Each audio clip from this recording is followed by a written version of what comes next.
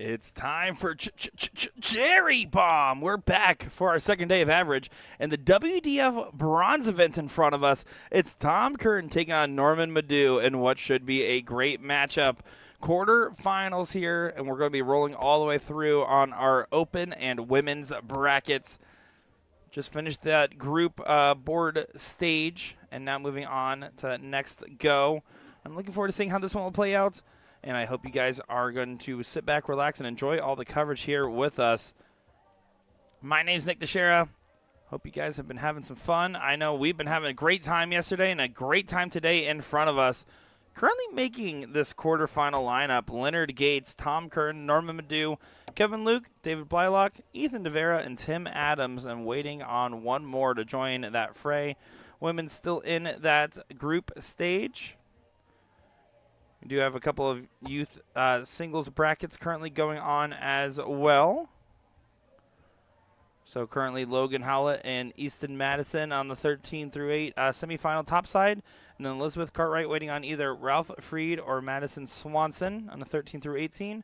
On the 18 through 23, looks like it's Kaylee Zerby taking on Daniel Whitley. Winner of that will play Jacob Fortier in the finals. Here we go. Let's have a great time. Tom Curtin sitting on 164. Our friends of the WPL are very familiar with this friend. And Tom Curtin, someone I got quite familiar with watching out here play. So he played like a man possessed last year in that pro singles brackets. Norman Storman and tries to get it, but there hits a 140 on the shot, 104 on the look. Going for the 18s first. Tried to stay on it. 72 for 32 was the intention. A little bit of cleanup, but Storm and Norman, 97 for leg number 1. We did see Norman Madu in the finals against Kevin Luke. Scoreboard kind of glitched out on us, but it was in a final of 6-3. 97, 90 left. Got to go 18s or 20s. Try to go 18s with 2 darts in hand. That is definitely the preferred way. 65 hits. And 66, treble 10 for 36.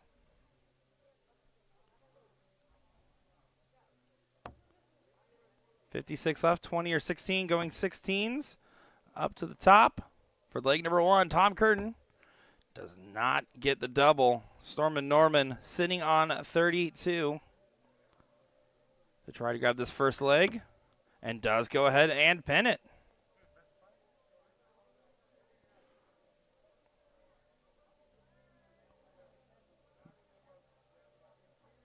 Looks like there's a little bit of confusion there. Norman's like, I guess I'll go. I'm going to take advantage of that. Norman Madu, a talented player, a man that has played on many stages. But we've seen him at the Cherry Bomb stage quite a few times.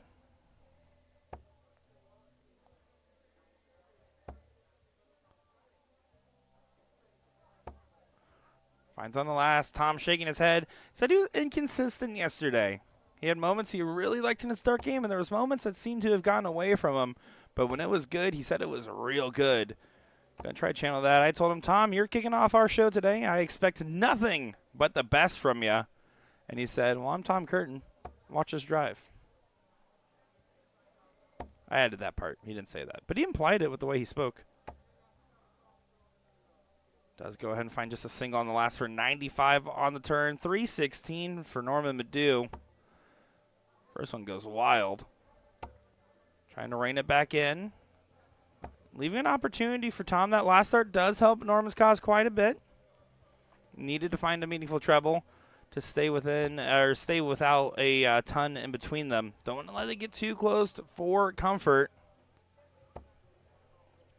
85 on the turn means, oh, no, it is low. 45. 246 now gets an opportunity.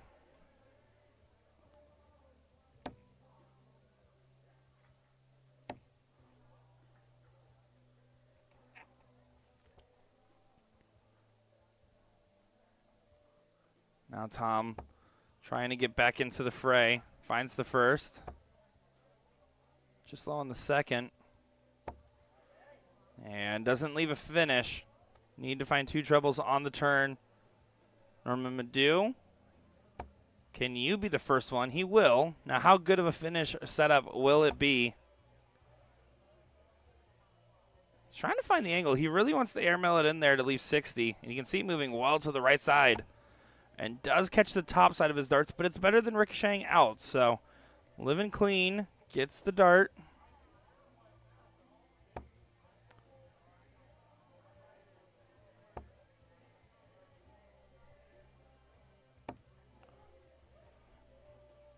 So now for a 2-0 lead for Norman Madu.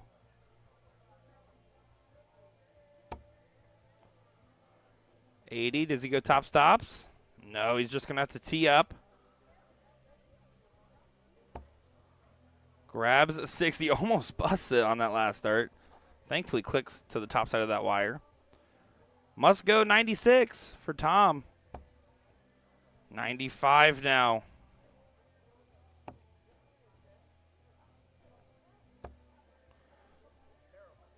And says it's terrible. Not happy with his performance so far.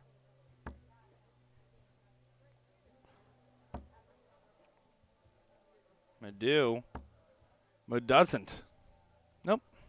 Still don't like that call. 20 or 16. I think we're going to see Tom go for that 16s first. Does prefer that direction. Now up to the double 20 for his first leg on the board despite the scrappy effort. Gotta dial it in, and he doesn't get it going. This is a leg of who wants it the least, it seems, not who wants it more. Going right at it. Play this last start aggressive. And doesn't go. Tom Curtin gets another opportunity. At this point, you're going to be annoyed if you win this leg.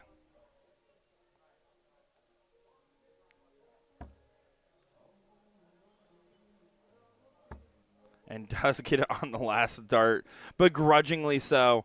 I think both these guys are going to laugh off that leg, and Tom's going to go ahead and take things going. Yeah, I think they're both having a little bit of a, all right, let's see what's going on here. Let's tear it up as we move into our third leg of this matchup. That's more like it. And there's a 140 for Tom Curtin. Course correcting. After double trouble, we see these players have no real issues scoring. You're happy to refocus on other targets. The outer ring can just be a mind drain.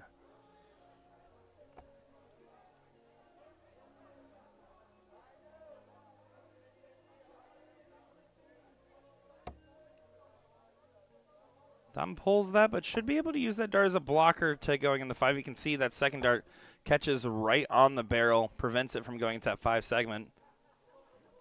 Still one to find that trouble. Doesn't get there. Got the WDF World Masters coming up in July, and these guys are trying to get all the points that they can get. The grind is absolutely on, folks.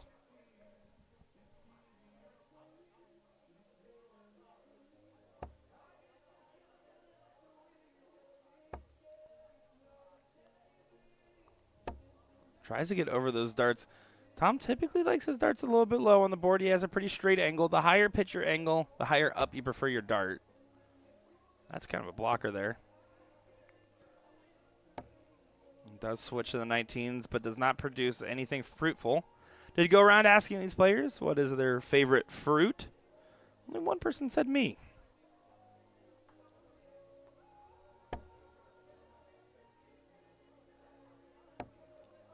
Going high, back to the 18s. Yeah, jumping around the board. Not happy, hang on the top side wire.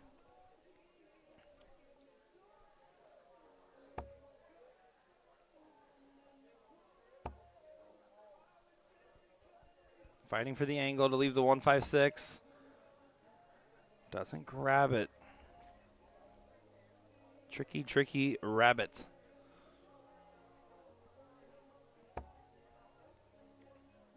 Switching down.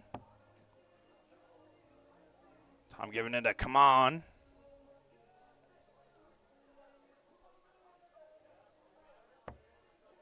Switches over to the 15 on the last, or was that treble 10? The last target there. 20 more points would have gotten to 155, so yeah, it would have been a high side 15, I would have to imagine, to try to leave the 170. The math was right. The darts were not.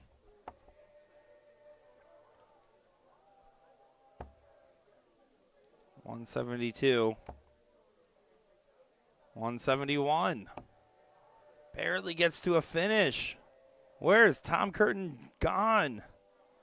Norman Madu is getting away with one right now against the darts.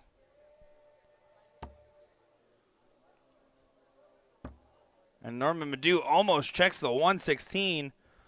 152 is now the look, and it's under some heat. Finds the first one for Tom. Finds the second one. This would be a way to get yourself back in. Goes down and nails the 152 check after a scrappy leg. It's a max punishment. And they're kind of having a laugh about how this one's been going so far. Norman Madu does not get to break the throw, but has an opportunity to hold his own here.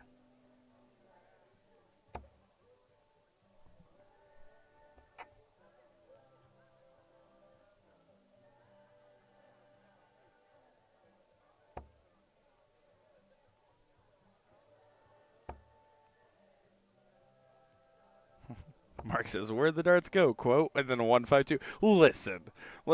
If Tom was looking at that number and saw a 61 by his name, he would already be saying curse words. That's all I'm saying. The timing's been impeccable from both these gentlemen when it needs to be. There's a 140 there from Norman Madu.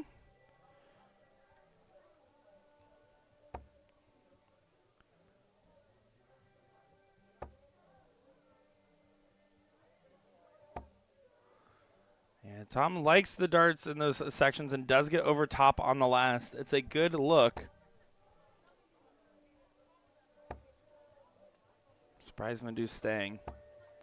Does find the right area, just doesn't get all the way through with those kite flights. Something's be a little sneaky with the positioning on him. Good spot. Room to grow. There's a 140 for Tom Curtin, who's starting to rev up into gear. Norman's doing the same on the scoring phase, at least. A good first. Last one clicks off the wire, but does get to a finish. Tom trying to put pressure on this finish.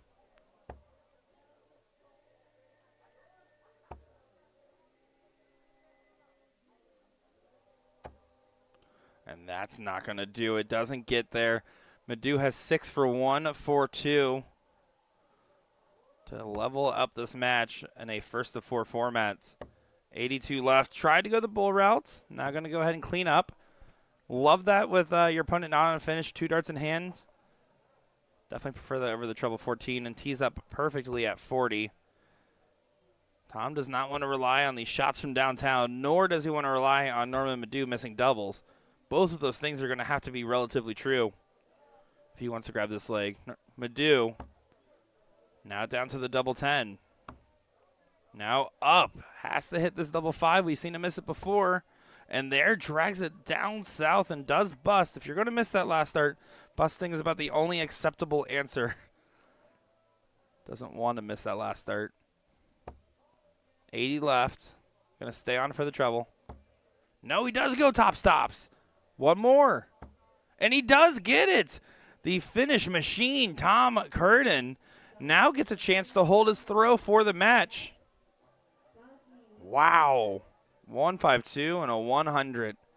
What ways to take that one. Stop making it so dramatic, fellas. Or keep making it dramatic. It's good for good TV. That might be too good of a marker. Or maybe not. What a great placement. Tom Curtin definitely starting to say, okay, this is more of what I expected. And Norman Madu saying, yeah, this is more of what I expected.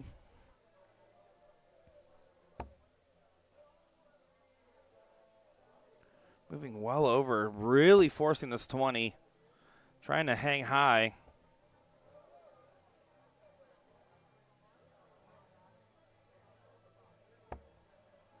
See Tom kind of keeps that dart right underneath his eye line, dips it down near his chin. But you see how level his eyes are to that treble with how he lines up. He looks down a little bit when he's going towards the bottom of the board, but Tom is just such a steady shooter with his focus. His eyes never really flutter. Good last start from Madu, but he's at the mercy of Tom. And that Putty Cat wants to get to a finish.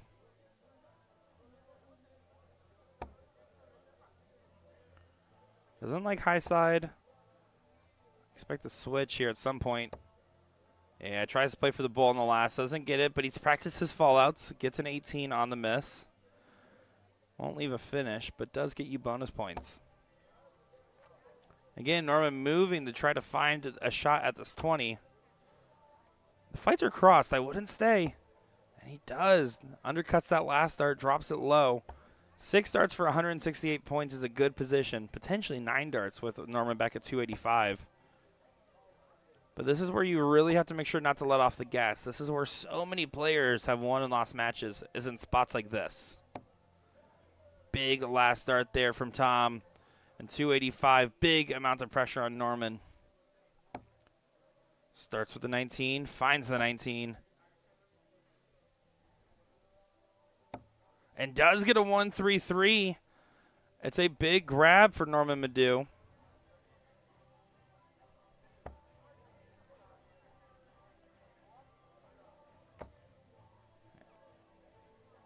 For the match, Tom Curtin does not get the bull. Really wanted to.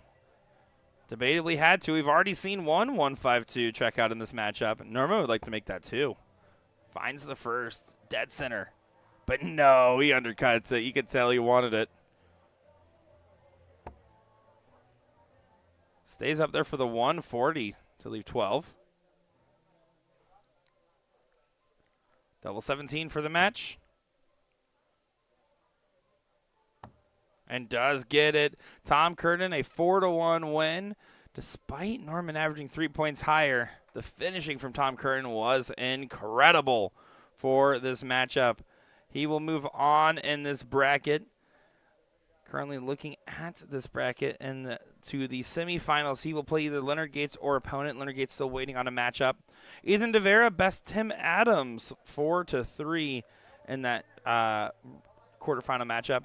Kevin Luke, David Blylock should probably be next on stream here. So don't go far, folks. Nick Teixeira and the Cherry Bomb. Cherry Bomb. We'll be right back.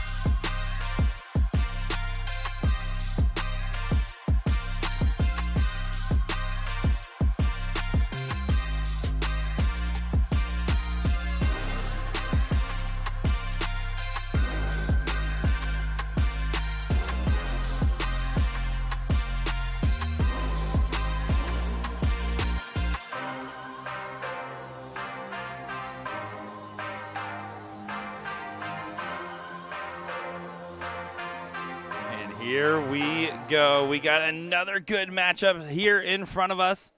This is going to be David Blylock taking on Kevin Luke here.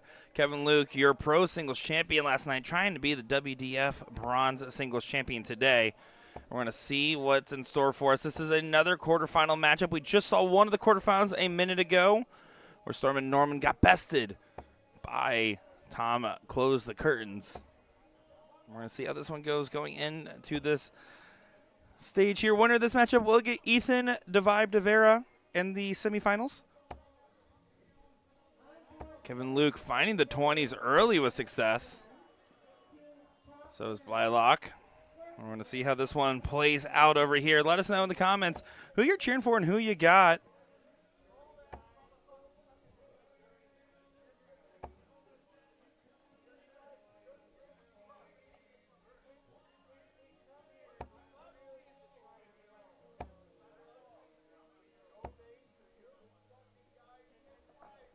$100 there for Kevin. Gets the 161.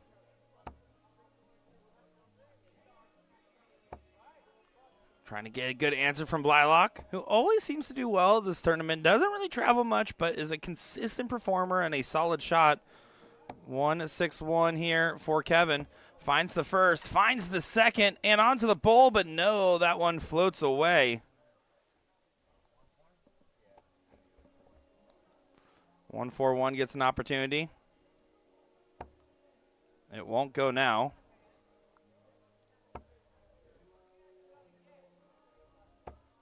Decides to stay up there for the 45. Kevin Luke to break throw in leg number 1. Potential 14 dart leg. Double 20 it is. And now over. Double 10. Doesn't convert. And an opportunity for Blylock at 96. See what he does with this opportunity. 91 has to go down. Does find it. Back upstairs we go. And does not get the cleanup on the shot. Really wanted to take that one. Opportunity to hold your throw despite Kevin finding an early onslaught. Kevin has to nail the double 5. And Kevin does not nail the double 5. Going to be very frustrated if you're Kevin Luke.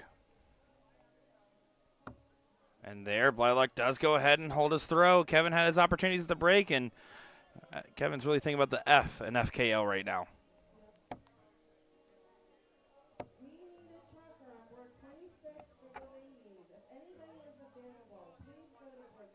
$96 on the grab.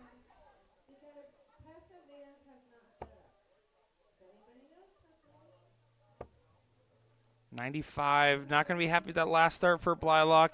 Kevin Luke, a man that has found success in the WDF circuit and has been wanting every point he can grab. Does do a good job grabbing a 140 on the turn. He really plays hungry when it comes to these results. He loves to win, and he loves to celebrate when he wins. It's one of my favorite parts about watching Mr. Kevin Luke.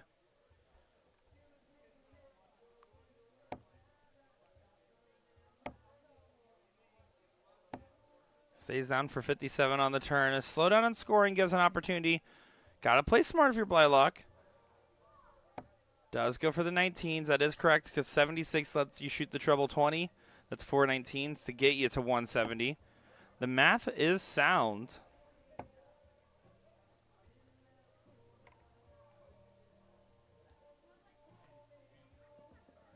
Chalker just confirming the math. Luis Ortiz on the chalk.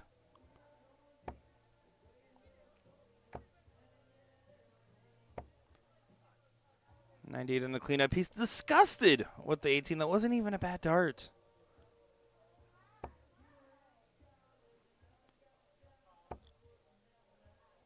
My favorite thing about David Blylock, he consistently reminds Mr. Will Stewart of the Archives incident. That's how you know he's a real OG. 21 on the first dart. Good last start cleanup for Kevin, but now Blylock gets an opportunity to break. 51 for 32. Does get the 51. Can he work in on the 32? Big dart. Big hit. Blylock breaks the throw and gets a 2-0 jump with the opportunity to hold for a 3-leg sprint on Kevin. Blylock playing quite well. Not surprising to see him hold an 88 average. I'm not surprised by that. But I think Kevin's surprised by his missed opportunities where he feels like he could have really been 2-0 up, especially that first leg, at least 1-1.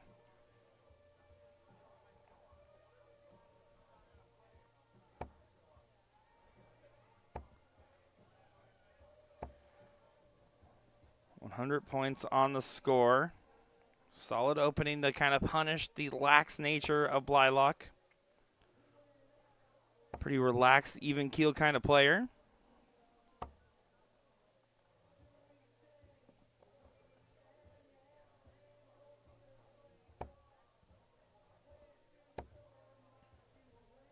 Luke switches to the 19. Itches it on the last. You can tell that release funny, pantomimes about it. A little bit of pressure on Blylock. I think feeling the adrenaline of that early jump can get to you. It's hard to stay on the gas.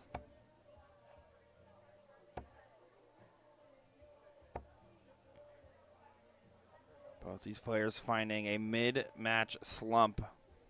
Who's going to snap out of it first will probably decide. I want to argue the match. Good correction.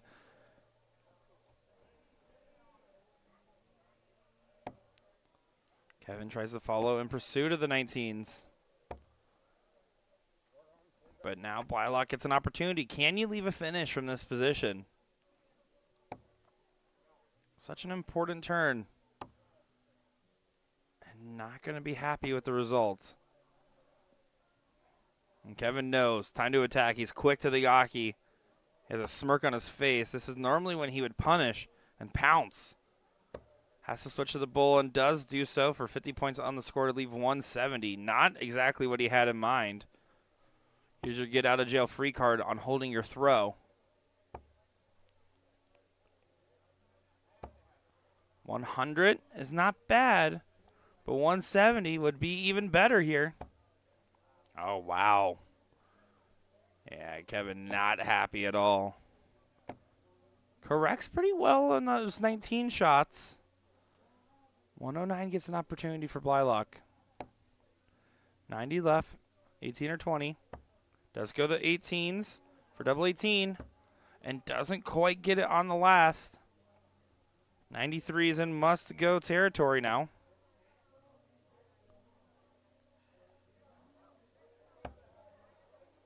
Tried to go 54 for double 10 for a 3-0 lead in a race to 4.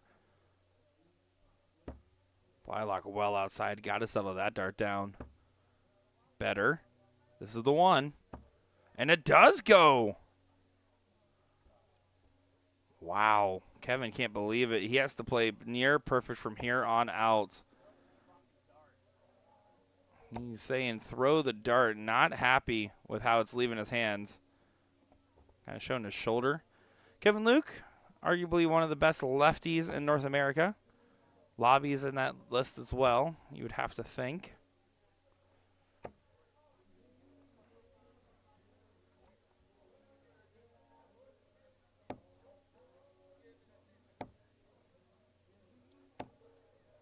$95 on the turn for Kevin.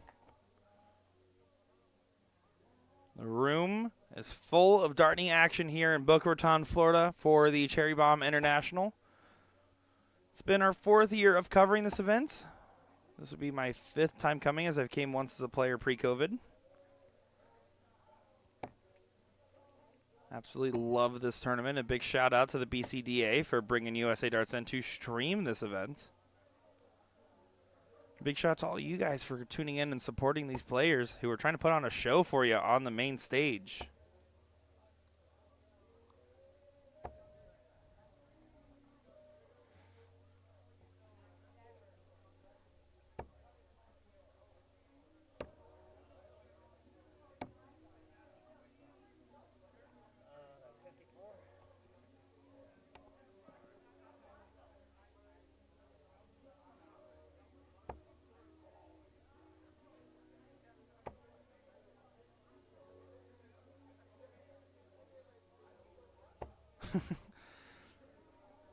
Miss Clark says, can Danny Lobby be the best in America if he doesn't live here now? Fair enough.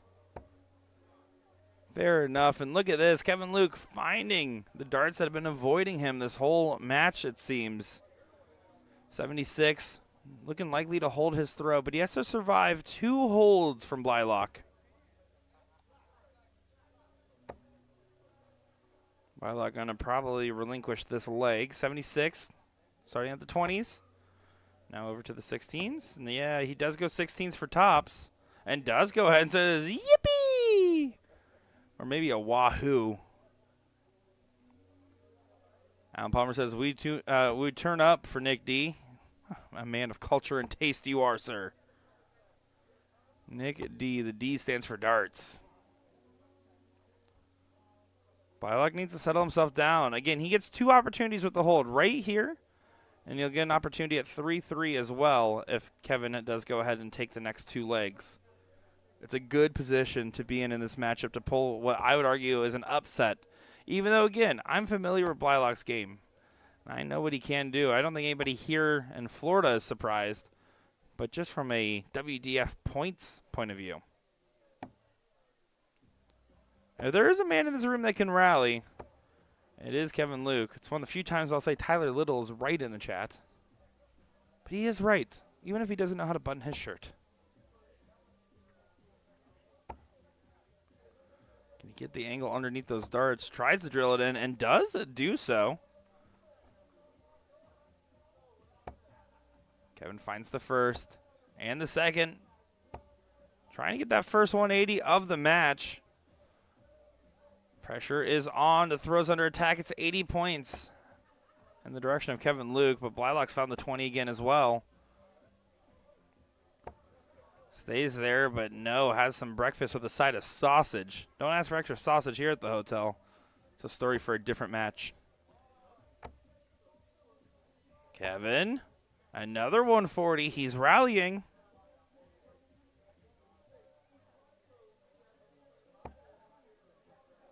Blylock trying to respond, knowing that he is now under attack. Believe it or not, Kevin is a marathon sprinter, at least towards this finish line. 81. Now it's 62. You got to go 12 bull with your opponent on 110. And does nail the bull for Kevin Luke. Gives a little bit of sauce and a bell ring, and now he just has to focus on holding his throw in this 6th leg of this matchup. Oh, Kevin. Oh, Kevin. He's starting to feel good. This is more of what we expected to see out of him. If Blylock keeps up that same scoring, he will get opportunities. Got to keep in that gear. This is where experience really matters. Blylock, again, a lot of experience, but Kevin even more when it comes to these positions and matchups like this. Beautiful stuff from FKL.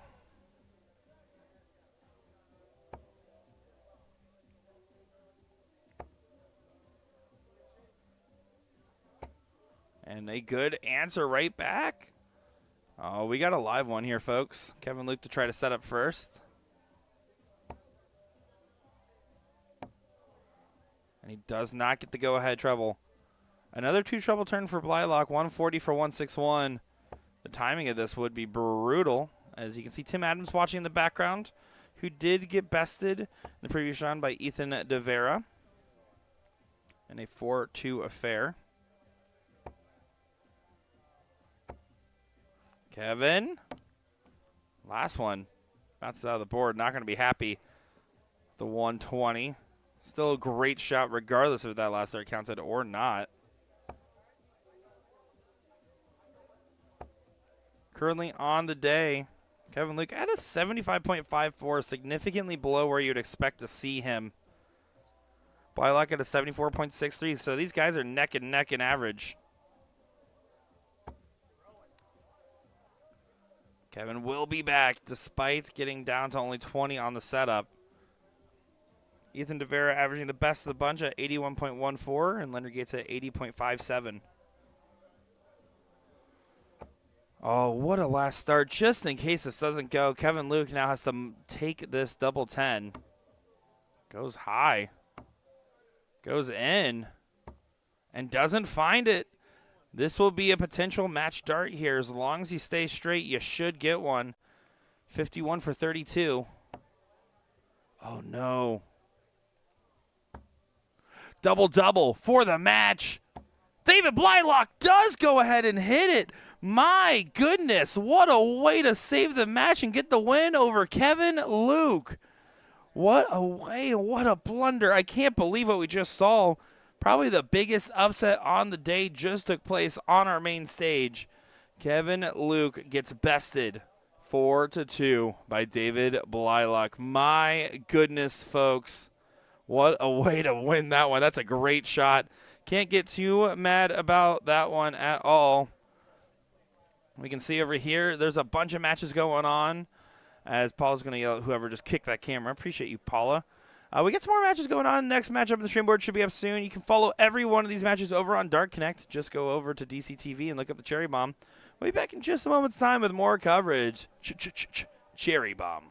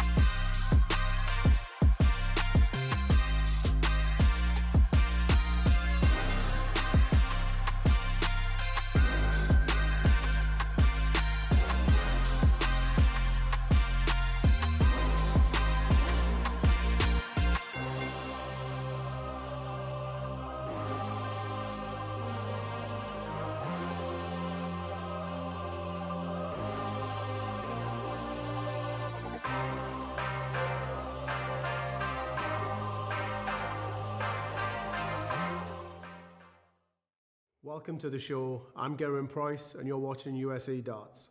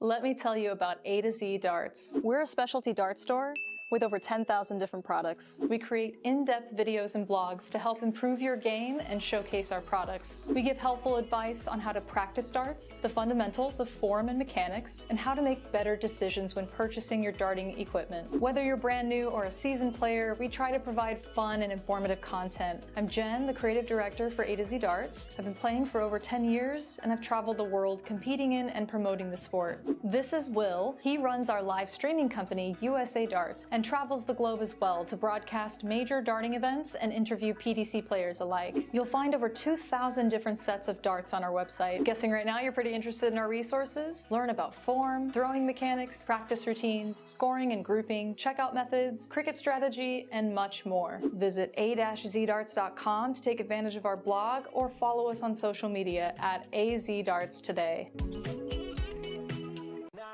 For handouts, I'm looking to stand out. Got the vision coming, watch how it pans out.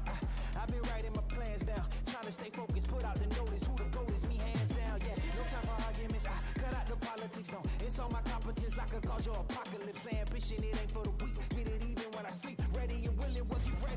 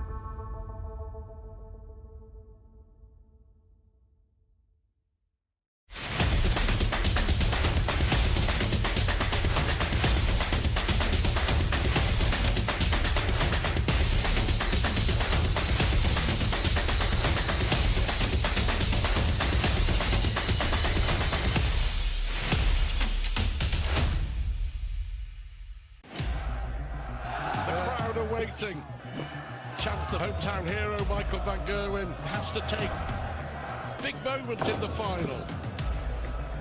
Van Gerwen in charge. He needs double five. Michael van Gerwen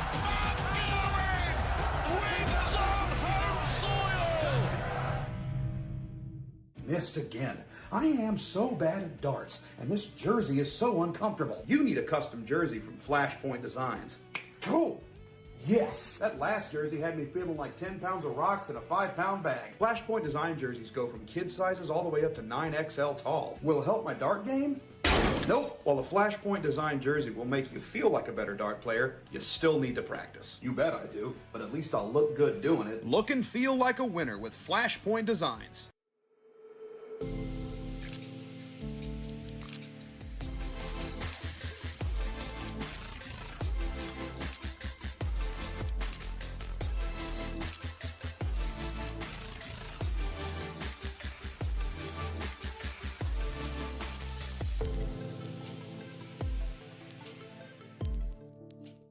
Welcome to the show. I'm Gerwin Price, and you're watching USA Darts.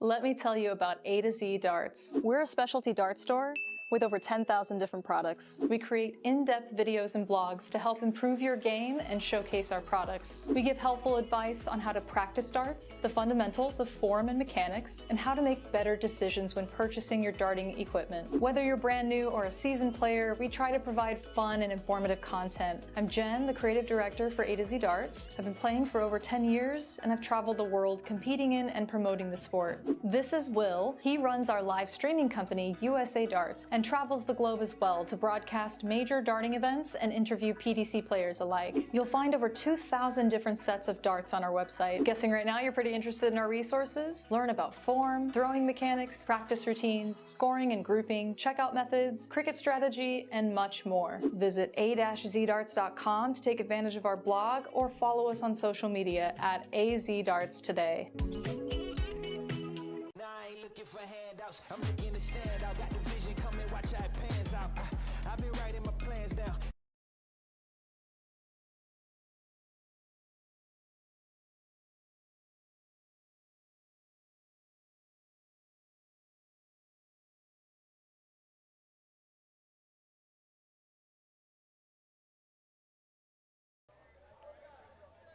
And now time for another quarterfinal matchup in this WDF bronze event here at the Cherry Bomb in Boca Raton, Florida. Here hosted at the Embassy Suites. My name's Nick DeSherd. We got a good one with Leonard Gates and John Fratanagello. And what should be a fun, great matchup. Leonard Gates fell out early last night in that pro singles event to Timothy Welcome, the youth player who was on a mission. Both these guys are going to be having high hopes today. 140 follows 140 to get things rolling in this race to 4 matchup. This is to try to move on into the semifinals. Winner of this matchup will get a chance to move on to play Tom Curtin, who had a scrappy but high finishing affair. As that's 26 from John Fratanagello. I'm going to always pronounce it slow because I got it wrong a few times already. I went out there, I said, John, I don't want to mess it up this year. I can't even get the first names right. Here we go. Should be a great one in front of us. Low on the wire, room to stack on that dart. 43, not ideal, as Leonard Gates looking likely to hold throw early on. Trying to set up. Does stay for 83 on the turn. It's enough to get in range for the 114 setup.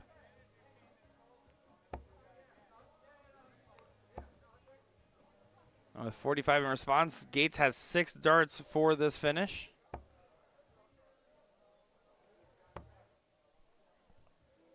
And there almost bangs the 114.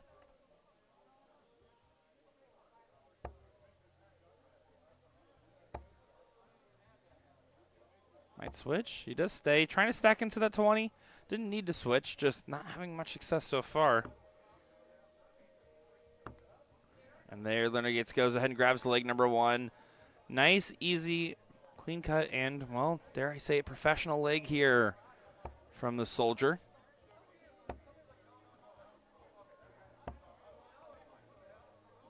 John gonna have to take advantage of his throw, and Gates is gonna want to pounce early on this. But wanting and doing are two different things on the dartboard. 45 is the response.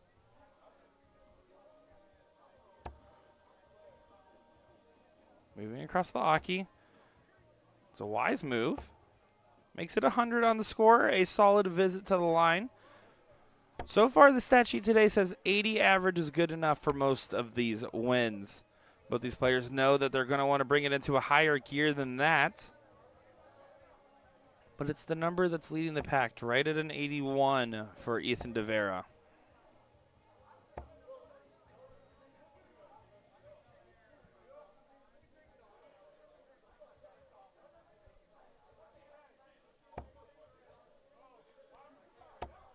Gates all over that wire and not able to convert on it.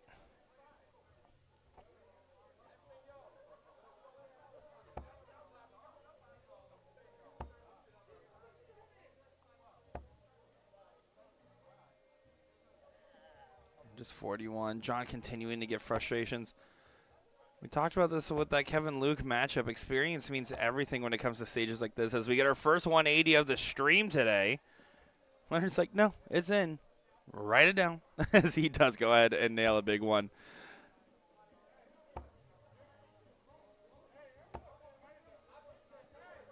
This is looking likely for a break a throw.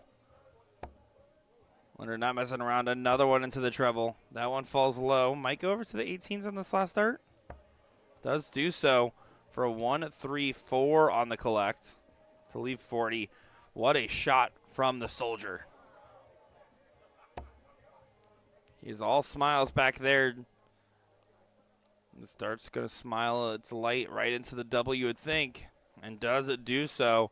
A great 16 dart leg and a solid standard. John going to be frustrated and knows he has to start off with a little bit more than that, especially going against the darts. A 3-0 down position was lethal for Kevin Luke's run today.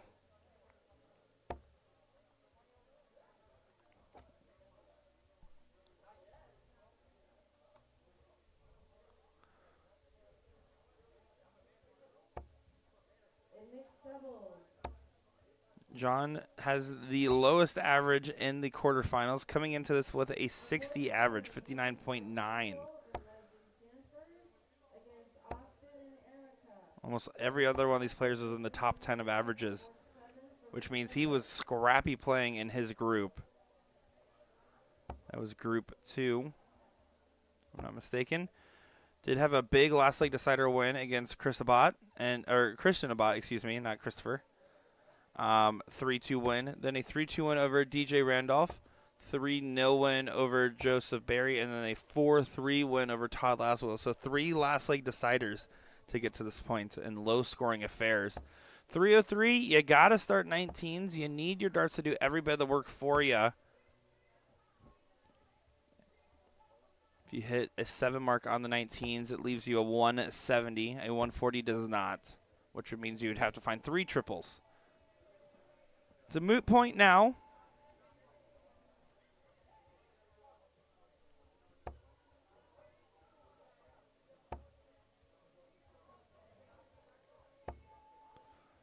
Working for the angle, but the angle doesn't show its head.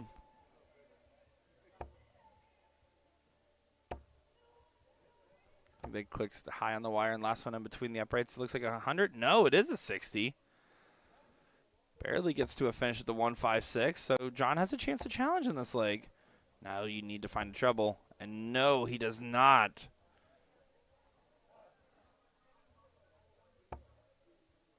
Fratangelo in a little bit of trouble. Just a little bit. Gates doesn't find another treble again. The trebleless turns might be the victory or death for these players, depending on the timing and who we're talking about.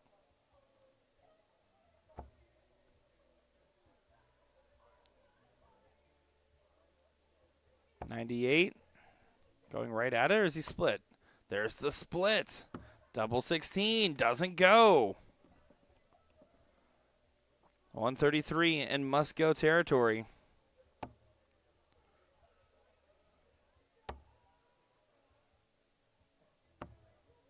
And it is set up from John. Good board management. But it might not matter because Leonard Gates is going to get a 3-0 lead in this matchup. John's all smiles on his face. He's enjoying every bit of this regardless of the results. Playing on House of Money. But once it starts to reflect better than just house money, he wants to win enough money for the house.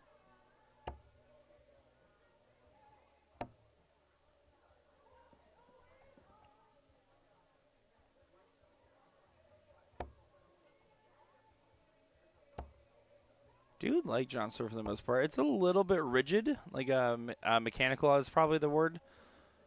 See Leonard, he really does just have a smoother rhythm to his throw when it's feeling good. Sets in position, pulls back and throws. It looks like a well-oiled machine.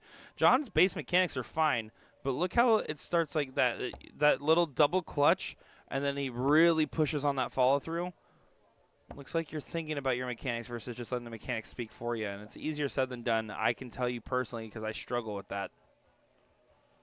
Gates, I mean, that's just butter. And that's more of a butter on the side. Does go ahead and find the 19 on the cover.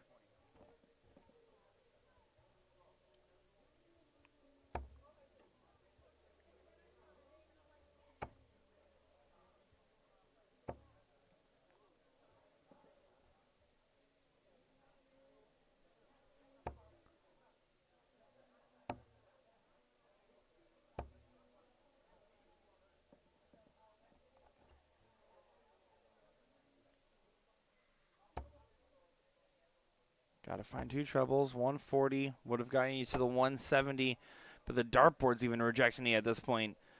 John, unfortunate time for that to happen. Needs every point he can get. You expect Leonard to leave a finish. The expectation's correct, but not as much as you would have expected. A little bit of a saving grace here for Fratinigello.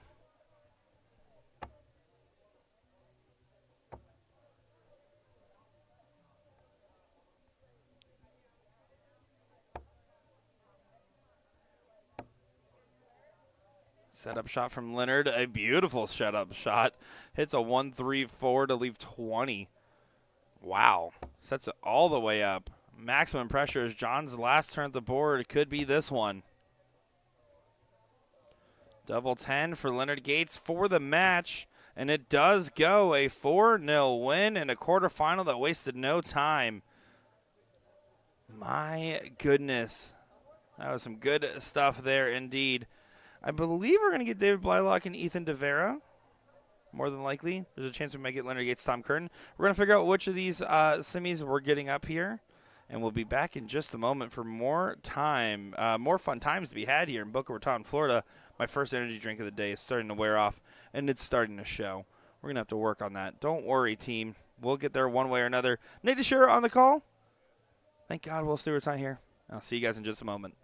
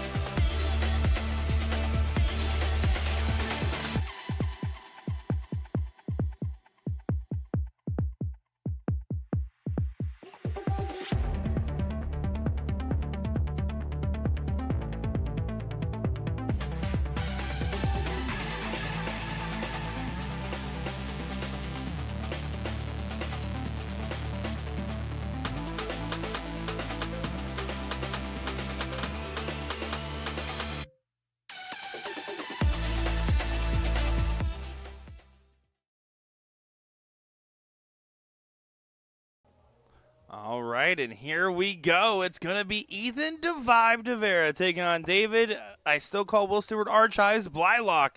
And what should be an interesting matchup there. Ready to get going on this main stage. And Ethan, probably your favorite in the field, even over Leonard Gates, as he has had the best average on the day.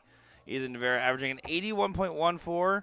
Blylock averaging a little bit further back at a 74.63. We're going to see how this one plays out. Blylock should start the 19s on this shot, and he is going to start them. Finds it. Now you switch to the 20. Treble 20 would have left the 170. Good board management from Blylock, who did a big upset over Kevin Luke in the previous round. Checking out 83, missing into the 3, then tops to do it in style. Blylock's going to need to right some of that energy here, but Ethan has been on a mission, and I think I thought Kevin Luke was going to be his day, but if it's not him, I'm voting Ethan. He did play with the Jasmine Lee Clark after all, among other accomplishments. 76 is the shot, 56, 16. Doesn't get the big number and licks the flight. Not sure what the lollipop maneuver was there, sir, but another single 8. No, he goes high again. A break in concentration and an opportunity for Blylock early on in this WDF bronze event. Finds the treble. Does go 10. Here's tops. No, and he doesn't get the last one, drags it.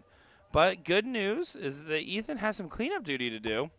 There's the 5 going for the 32 route, and there does go ahead and grab it for Devive Devera. This is the state I met him in, but not the tournament. I met Ethan back in 2022, I think it would have been 2023 DPFL. Got a chance to meet him all the way back then. I've seen Blylock as a player for longer than that.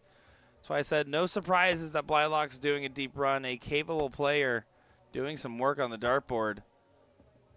He's not going to be scared by the average or the person. He wants to get a finals appearance, and Ethan wants to deny him. You can see lottery tickets going around. Sean going over there and selling them. They did a 50-50 raffle last night. I believe the pot was very hefty. I think it was like 450 bones for the win. I do not gamble, so instead I just bet quarters on the random people if they were going to miss their next dart. I'm just kidding. I should do that sometime. Maybe some heckling. Is that a video? Let us know in the comments. Let me know who you're cheering for in this matchup. Oh, and Ethan really drilling that dart. He hit that dart in the board hard. Known to have a very intense follow-through. And he's trying to challenge right now the throw of Blylock, who's been defending it quite well and going to get to a finish, you would think, from this position. 95 on the turn will get to a finish.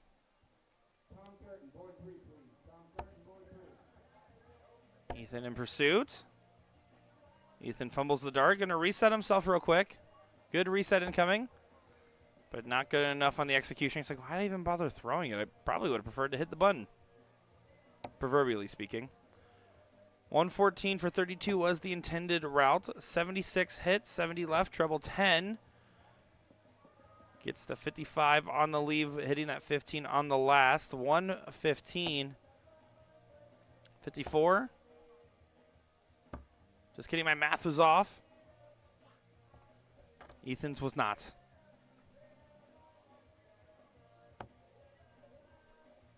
For David's first leg on the board, needs to find the double 20. And sinks that last dart, not going to be happy with it. I wouldn't be surprised if Ethan splits this. Yeah, he does go ahead and split it, and does go ahead and nail it for a 2-0 lead. And Ethan gets the darts. This is kind of the inverse. We saw Blylock get that 3-0 jump on Kevin Luke. He did so in pretty convincing fashion, and then Kevin almost rallied back on him before the 83 deflated the hopes and dreams of Kevin Luke. I don't think Blylock's going to try to put himself in the reverse of that position. He wants to get this leg here. A break is so important in this moment. Ethan is a momentum player. Once he gets going, it's hard to get him off the board. All he wants to do, he wants to hit boards, eat hot chips, and lie. And he's all out of hot chips. And I believe he's been telling the truth today.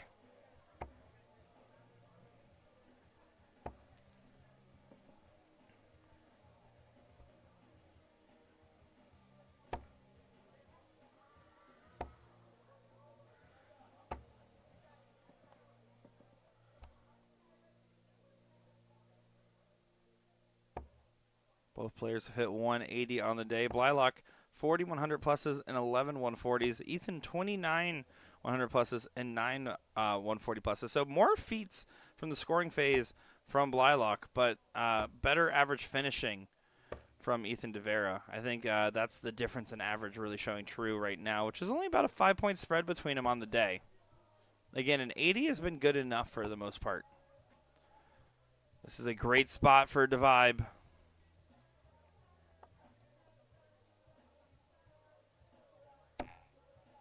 Finds it.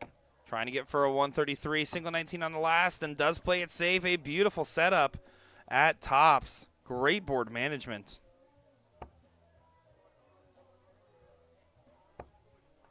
$140 for 134 was the intention at minimum.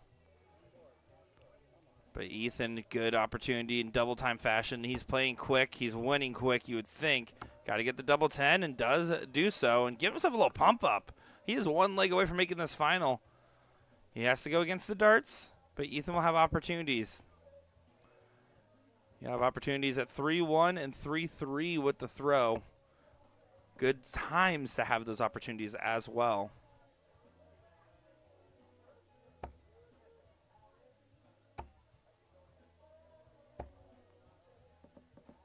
$66 on the turn. Ethan not going to be as happy with that. But then again, I see him hit 180s, and that man don't look happy. Speaking of, there's a 180. Blylock making me look like Nick Stradamus today. Thank you, sir. Trying to respond. Does switch down. He's been switching to those 19s, and he plays quick, so got to look at those eyes. He's a shifty player that goes off instinct and pure follow-through. But this is better from Blylock. He's doing on his throw. He has to do these darts also against the darts. That's the problem.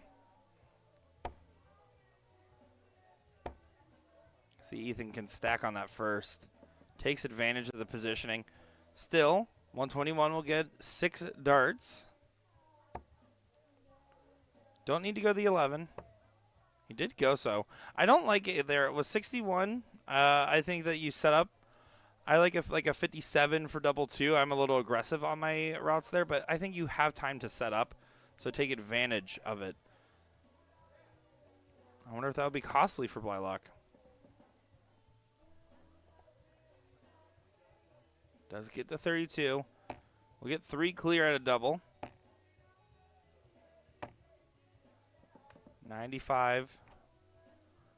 Gets a little bit of pressure for the first leg on the board. Blylock needs the green bit. Oh, is that a blocker? I think it is. Wow. Insanity. And here we go. Match dart. Double 12. Almost goes for Ethan DeVera. Doesn't quite get it. And there, Blylock does get a leg on the board. Ethan quick to line. You can see he's itching to keep rolling with this momentum, averaging just under 91. Going to continue to do so. Blylock's picking up his own dart game, trying to ride the momentum, airmailing it in, and finds a 180 to get things rolling in this 5th leg of the matchup.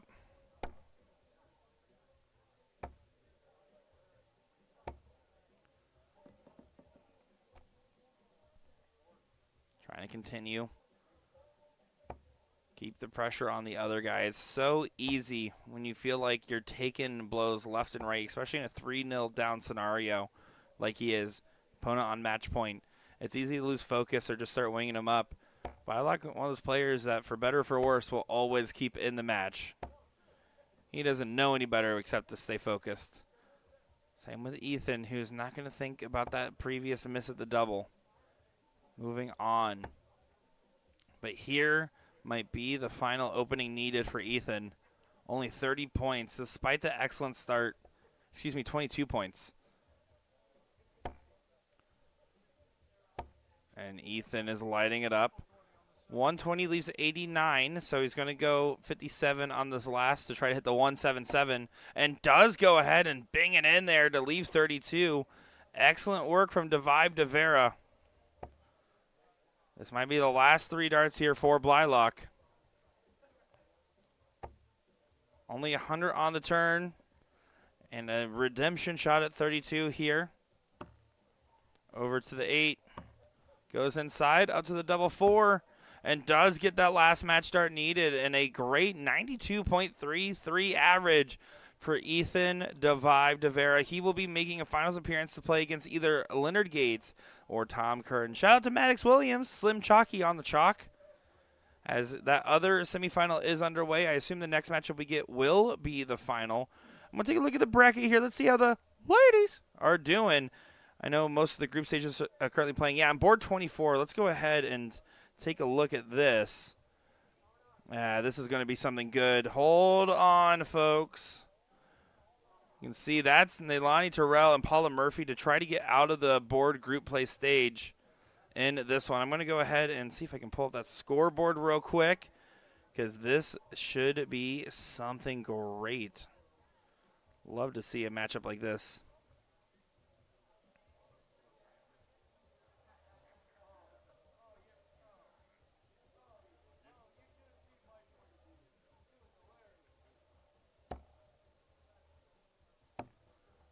All right, we're going to get this set up in 1 second here. So, going to be watching this one on the overhead view. Currently 0-0 in that matchup. We'll be right back. This is, again, to get into the quarterfinals. Don't go far, folks.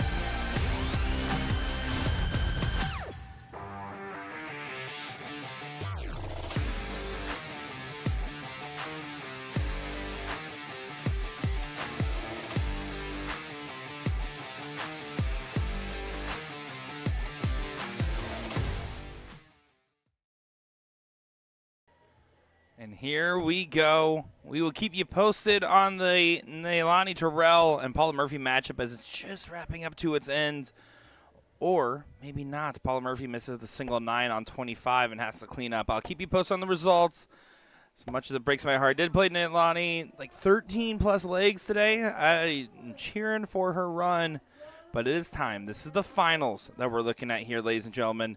This is going to be where it all comes down. It's the two men from Texas, Leonard Gates and Ethan DeVera, in this matchup. I'm looking forward to seeing every bit of it, as this should be a good one. Ethan DeVera just shot a 92.33 in that last matchup, cruising through, but Leonard Gates a 4-0 win in his. We're going to see how this one plays out. Gates a mile away in this first leg. Going to try to correct that immediately, finding the 20s. And there, bangs in a 180 and says, don't worry about those other rounds, as Ethan is going to try to hit a 170 for the fans. He wants the clip. He's going to go at it. He's going to go at it. Ethan DeVera does not hit the clip. I told you he was going to go at it. This man loves to be a showman. He loves to put it on. Trying to follow the 180. Continuing to find the troubles. Gets a 1 of 40 on the grab. 32 it is. Good marker dart for Ethan, but doesn't convert on it. This should be a 57 for 36 play, as Paula Murphy does pass Neilani 4-1 in that matchup.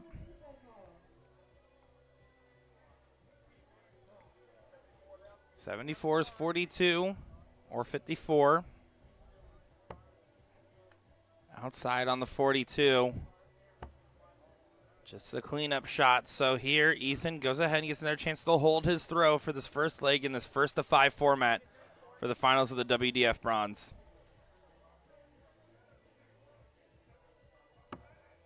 Drops down to the 14. That's 18 remaining.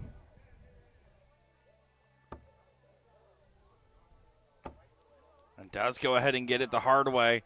Not going to be happy with it, but an 18 dart hold to throw isn't enough for this first leg, as Leonard Gates will get the start here in leg number 2. Let us know who you're cheering for. Leonard Gates, Ethan DeVera. Give us a share around. This is going to be a high-octane matchup, as Leonard Gates will get the start in leg number 2.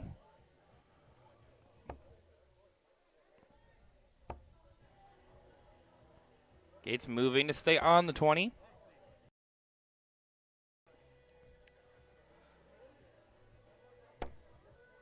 Ethan hanging on that top wire.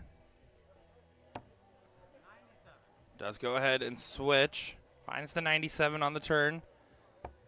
Gates, once he finds that 20 bed, it's really hard for him to stay away from it. Gets a 140.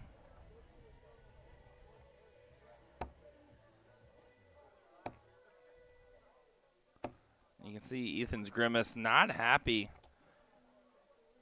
with where that dart went. Blylock did say, yep, that Ethan kid's tough, and I knew it. And I called that he was going to throw about a 92, and he threw about a 92. A foresight like that.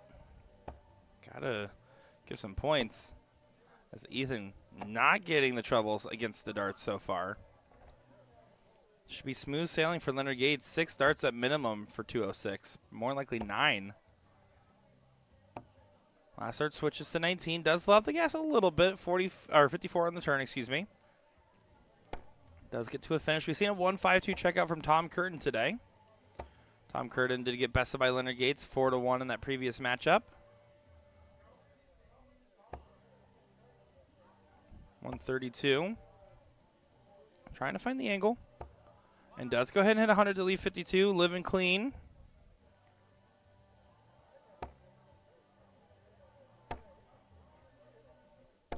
Surprised Ethan stayed with those darts hanging over top, but the blue flight seems lucky. 20 for 32 for Gates. Does go 12 for tops. Can he use that dart? He can. Good marker, good use of it.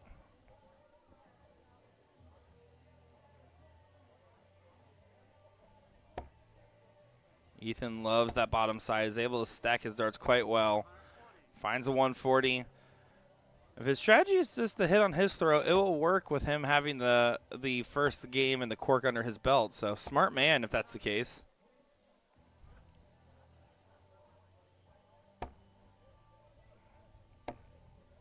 Going to stay on those 19s. And you can see the clap, the energy from DeVera. To be young and full of adrenaline, Leonard Gates, a man that keeps it inside and lets out the big celebrations in only the biggest of moments and the biggest of frustrations. 95 for 170 is the intention here. Got to find on the last, and no, just 57 on the grab. Leonard Gates, this is how you can set up a break a throw to stay on track for the 12-dart leg. 12 darts is always going to be the target for these guys. You can see that big reaction we were just talking about, only on the hits and the big misses.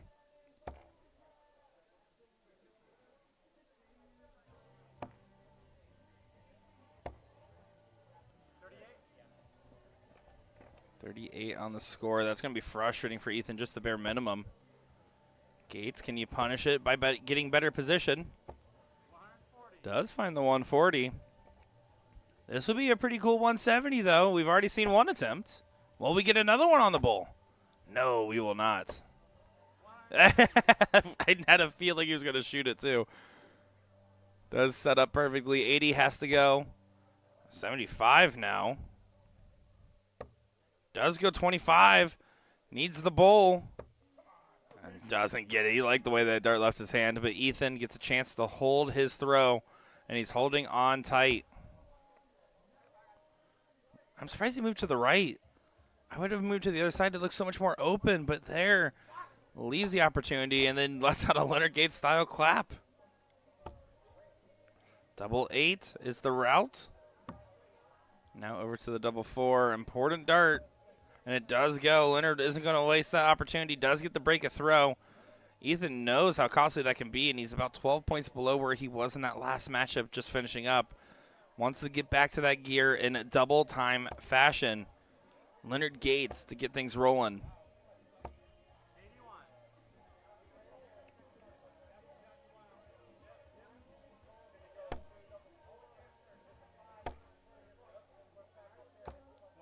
And there's our first 180 from Mr. DeVera in this matchup. Our caller giving it a little bit of sauce on there. I heard it. I heard it there.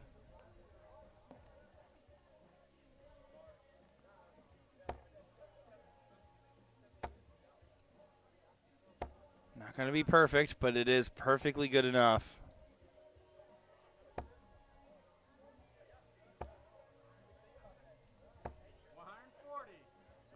.140 response.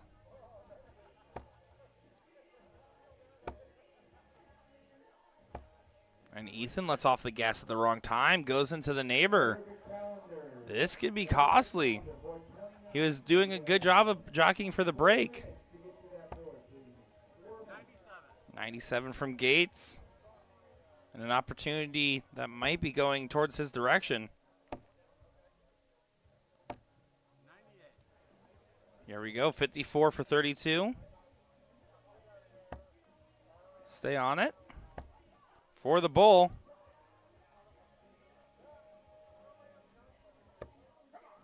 And almost gets it. The bulls are looking good for Gates, just not quite clicking on that last. Over to double 10. And up to the double 5 has to go. And Ethan is in some danger now. He knows it. He can feel it. 9 for double 8. This went well for Gates last time. Outside. Not a good marker for him. It's leaning over, and you can see the over adjustment. Does Ethan Splitter go at it? He's ripping it. Oh, no. And does correct. It's a break back. Ethan gets away with some scrappy darts in the second half after a very strong start. And you can see him pantomiming his throw, knowing he has to regain focus in this final, for this WDF bronze event. 100. Solid 100 on the throw, and Leonard Gates now to try to respond.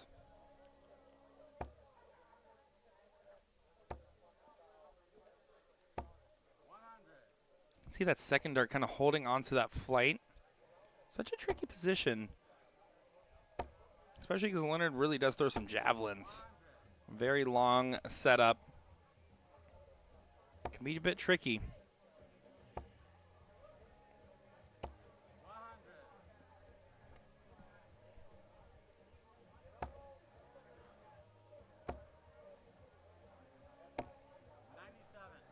Good last start grab from Devibe.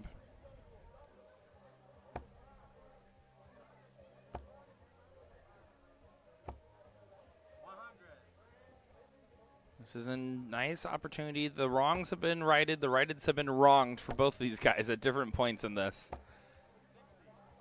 Again, letting off the gas a little bit where Leonard typically will press. How much of the advantage will he press? Yeah, brilliant. Now the 144 is under serious pressure. Also be a third break a throw in a row. Goes low on the wire, on setup, 40 hit. Just 60 on the turn. 61 now for Leonard Gates.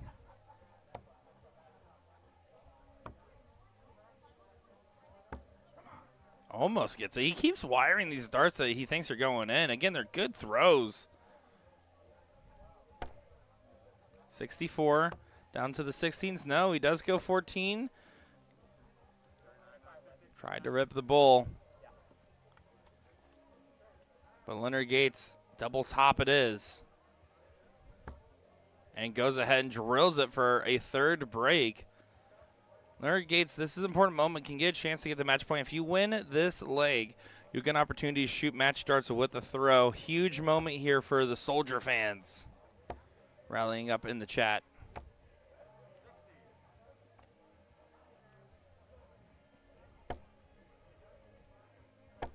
Yeah, loves the marking on that first dart. Is able to just use it as a guide. That blue dart on the last has been treating him quite well. As the crowd behind, they're saying, we're not playing our mixed doubles match. We want to watch the finals of this. I don't blame them.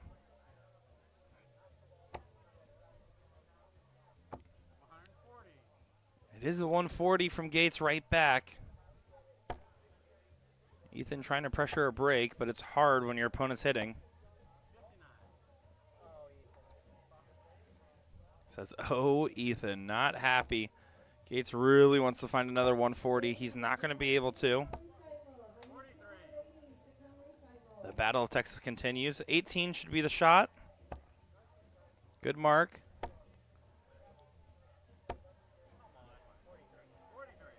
43 on the turn there for Ethan.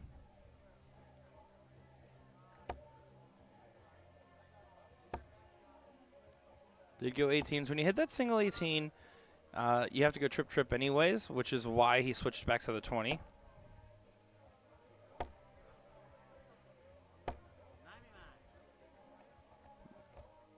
158 gets an opportunity first for Leonard to try to get to match point.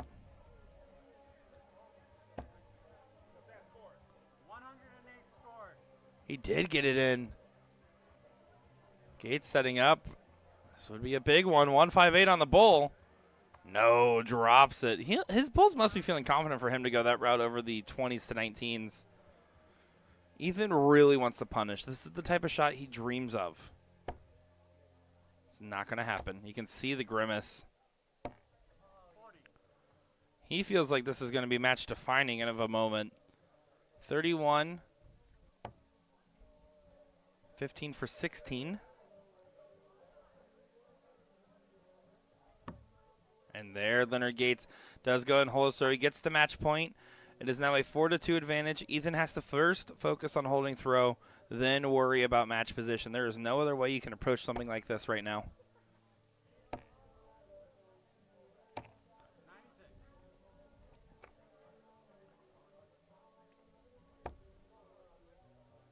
Those are hanging high angle. Good positioning from Leonard Gates. Good first. Good second. Good third. Ethan does go ahead and find a big 180. Gates trying to answer back. We'll get 100 right in response, but Ethan, this is his leg. He is definitely driving like how he's wanting to. Bull on the last? Yeah, he does go ahead and grab the 105. Good board management. Leaves the Shanghai on the return. Big moment. Stay true. You got to stay focused on that last. You can tell that last one just really wanted to drill the 180, but it leaves a bogey. Single 20 for tops. And there, Ethan does go ahead and find the 120. Didn't matter that Leonard Gates' last dart deflected. That's a 12-dart hold. Now Ethan knows he has to do a 12-dart break. He would prefer 9, but he has to do 12. If he does so, well, then he has all the momentum. Leonard Gates going to try to take early momentum here. Finds a 140 on the open. Ethan knows the pressure is on.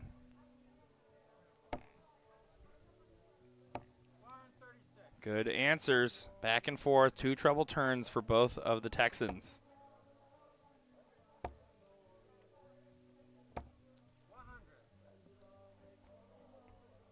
The fight continues.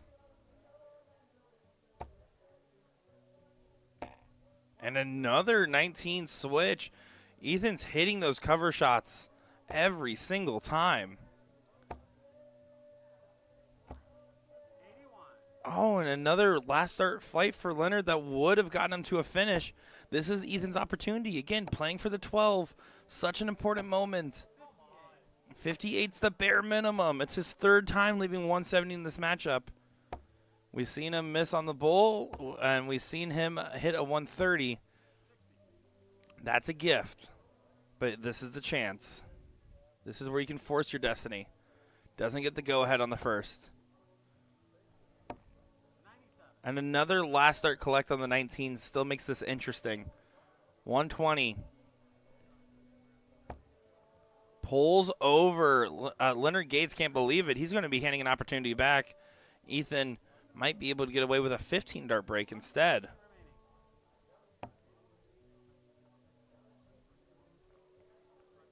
.54 hit for Mr. Gates.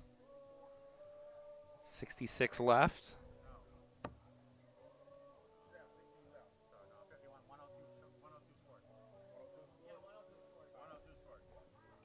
Yeah, accidentally leaves himself at 18. A little miscalculation on the math. Not ideal.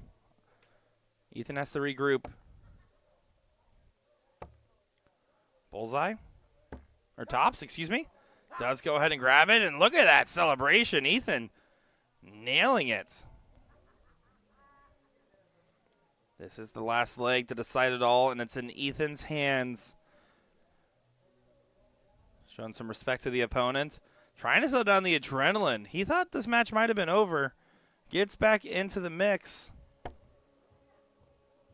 Good spot. He's been converting on those. Does convert on it.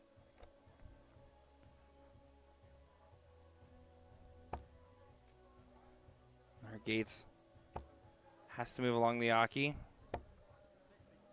And here is the chance. Ethan knows. Stay steady. 1 treble a turn. There's the 1. Steady is fine. He wants it all. You can see it. Even if it was a 180, he would want more. Gates not going to be thinking about anything except throwing the trips. There's nothing else he can do, right? The 19 cover has been so friendly to DeVera.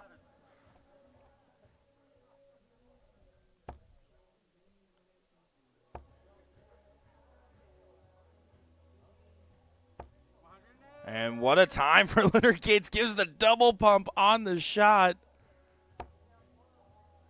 Gets to a finish first, but Ethan's going to be close behind. Nails a 140, 161 incoming. And it won't go. Ethan will get a shot at 84 and should get a dart at double, but it will have to go. 140 for Leonard Gates. This is for the match. Ethan DeVera gets a dart for double 12. And does go and get the win over Leonard Gates. What a good shot there. What a good performance. Giving some love to the chalker saying, hey, bro, where's my handshake? And there it is. 5-4 and 88.68 versus the 92.52 of Leonard Gates. Good performance, good scoring, and good chalking over there. Hey, giving some mic calls and everything. But some great stuff indeed. Congratulations to Ethan DeVera, your WDF bronze event winner. and what was a great matchup that really got some momentum going. Now, of course, there's one question on all of our minds. Where are the ladies at? Well, they just hit the finals, and I believe if they've already started the semifinals. So coming up next, Tracy Firetag in the finals against either Paula Murphy or Tammy Dauber. We'll be back in just a moment here with continued coverage of the Cherry Bomb International.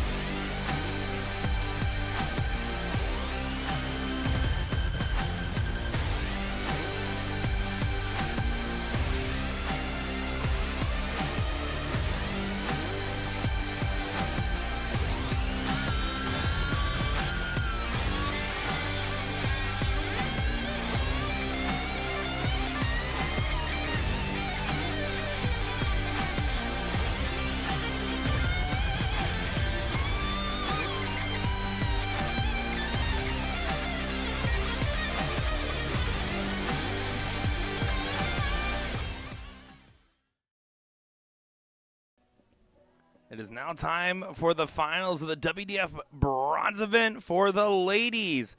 And it is Paula Murphy taking on Tracy Firetag in this matchup. Looking forward to seeing how this one will play out, as this will be a good showing. We saw Tracy go on a deep run yesterday, but falling short. Paula Murphy, your eventual champion. We're going to see how this one works out here for the WDF matchups. Mixed doubles is going on in the room, and then they got some singles going on here tonight as well, if I'm not mistaken. Got some good stuff going on over in Boca Raton, Florida. A lot of fun we've been having. Sorry, excuse me. It's going to be open doubles 01 tonight. Tomorrow we'll go ahead and finish out with our mixed doubles in the morning. We'll kind of get the tail end of that. Open doubles cricket and ladies doubles cricket, and then open doubles, open singles cricket and ladies singles cricket. Wow. Great commentary from Nick to share so far, folks. Hope you've been enjoying the show as much as I've been having fun putting it on here. Time to see what these ladies can do. 160 for Firetag to get things rolling. Doesn't find it. Switches to 19. A 19 heavy player. I told her when she walked up to the board, I warmed up the triple ones for her, and she said, you know I use those triple sevens. I don't think she meant it literally, but here it is. That's what happens.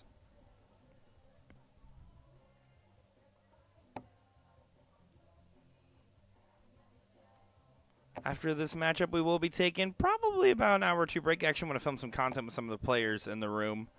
I have an idea, a new challenge I want to do with them. I want to try to take advantage of this time because tomorrow it'll be go, go, go, and then shut down for the red-eye flight as I make it back over and enjoy my month off from streaming.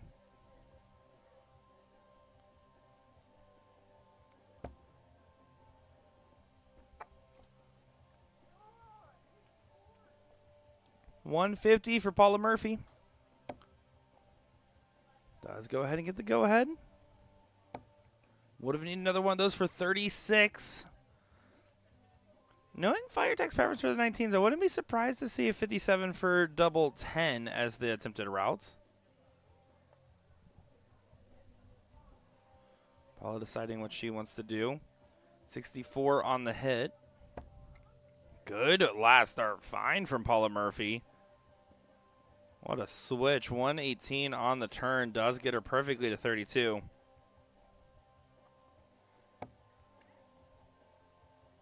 Deciding what to do now.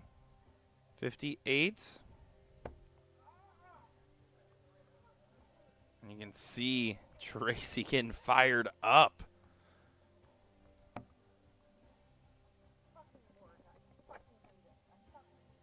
And now 32 is going to be the shot for Paula Murphy for leg number 1. Not a bad placement. Kind of plays defense to make sure you don't fall into the 7. But that's going to be a blocker. Those have crossed up. You got to go aggressive and high. And they're not exactly what you had in mind. Tracy Firetag will get a shot here at the double 20.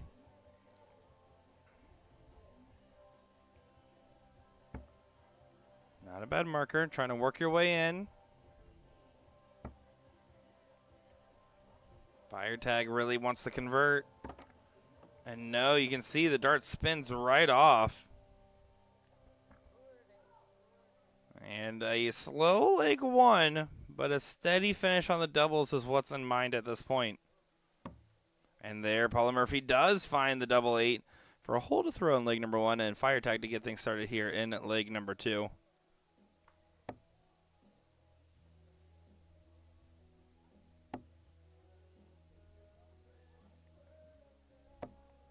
Finds 57 on the go.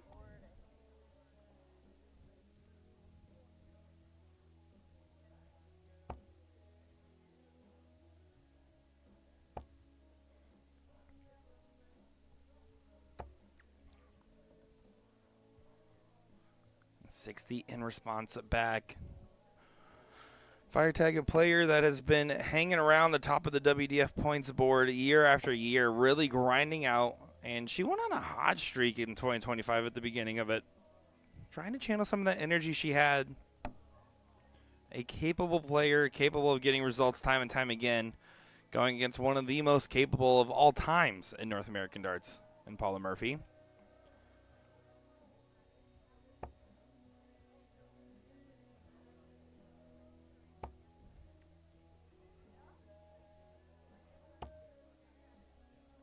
Paula not going to be happy with 45. The look of disgust.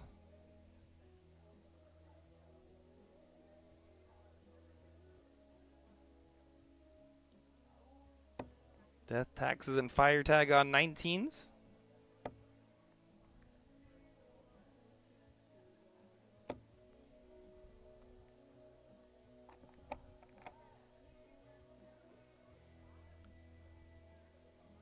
But Paula says, well, Stuart, I don't just throw 19s.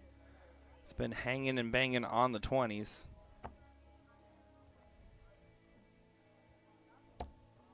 She does get underneath those flights despite decapitating one.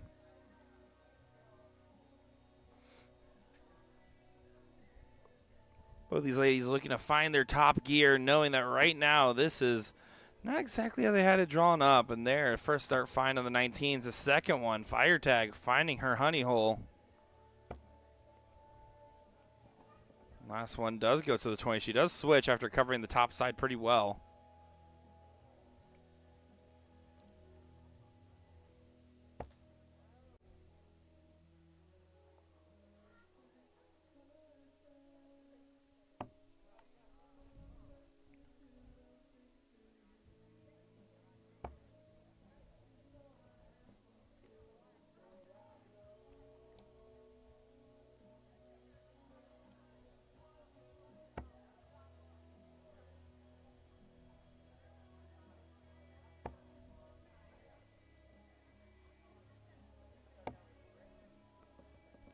It does help fire tag get to a finish first.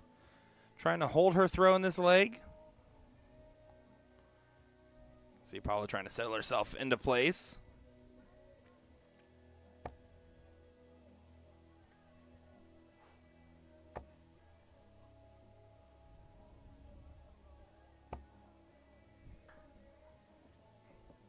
$81 on the turn and a 131 on the mind for Tracy fire tag.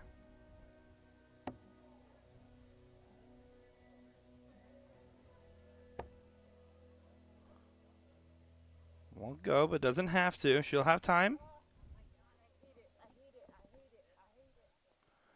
You can hear her saying, I hate it, into the board mic there. That she's referring, she's not a fan of how this last stage board is set up. We were talking a little bit about that. Kind of as an optical illusion about the board.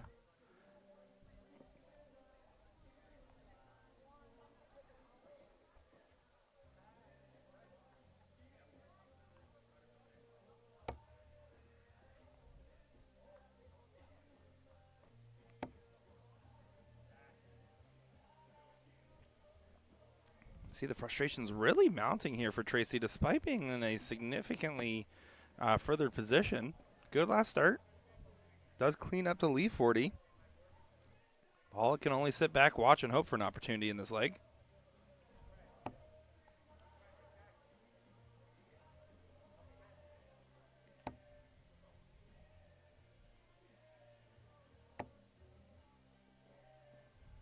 Paula does get down to a finish, but this is going to be favoring fire tag. Let's see what she's able to do. Can she level this match out at one apiece? Good marker dart.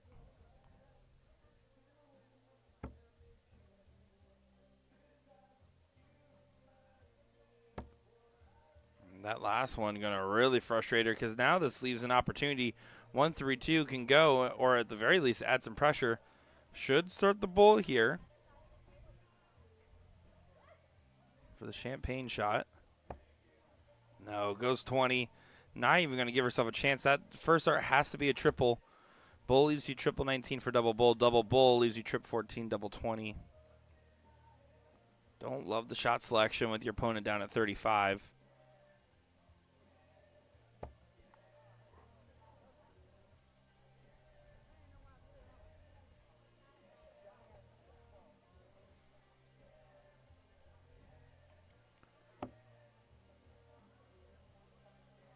(26 or 16? Excuse me. Double 4, the shot for 1 apiece. Goes inside. 91 gets a chance. 51 for 40.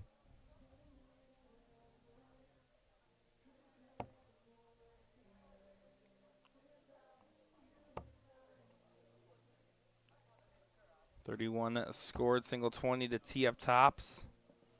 And double 2 coming up here for Tracy Firetag.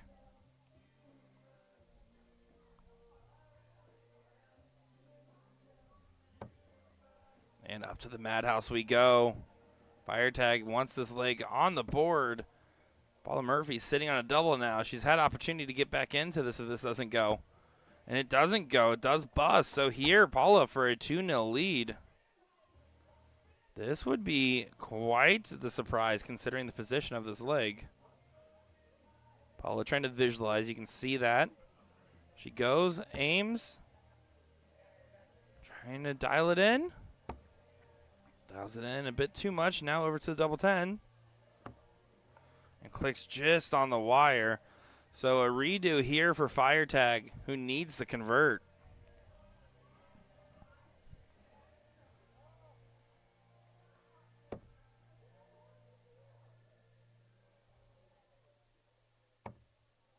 Up to the madhouse again. I like that she's keeping her composure on this. But I don't like that it goes outside. Got to play that last third a tad bit more aggressive. Paula, she normally splits these. She does go ahead and split here for double 4. Really wants it. And does get it. So Paula Murphy, 2-0 lead in this matchup.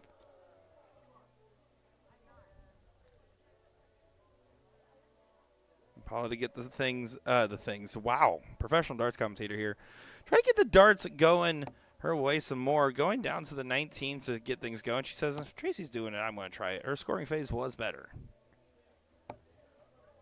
A solid scoring phase it is. It's been a fun day of covering those WDF singles. That Ethan DeVera Leonard Gates match, absolutely a banger. Tracy Firetag, highest average today at a 57.33 to Paula Murphy's 56.77. Both would argue about 10 points lower than where they feel like they can typically hang, if not more. Sometimes the way it goes, especially in certain rooms, sometimes you're pushed, sometimes you're not. And it's a tough room of talent. But I feel like there was a little laziness in there. I think everyone wanted to go have a mimosa at the beach, and I can't blame them. Starting to hit top 32 here in our mixed doubles cricket again. We'll probably get the tail end of mixed doubles cricket before going on into singles tonight. That will be our plan of attack.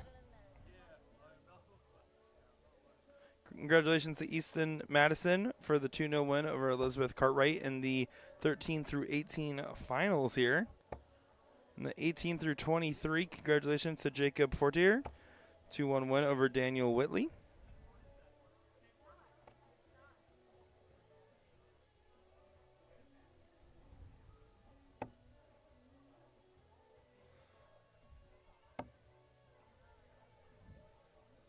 Trip sevens are free. 42 points on the score. And Paula Murphy says, I thought it was my turn. What the heck, dude? What the heck?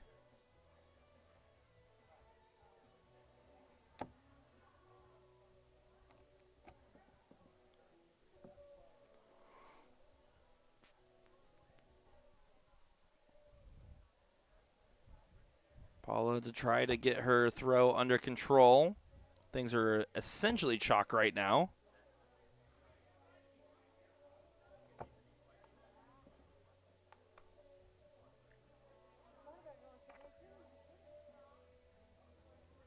Who's going to hit that first big turn in this matchup? I feel like it's been coming, but it hasn't really happened.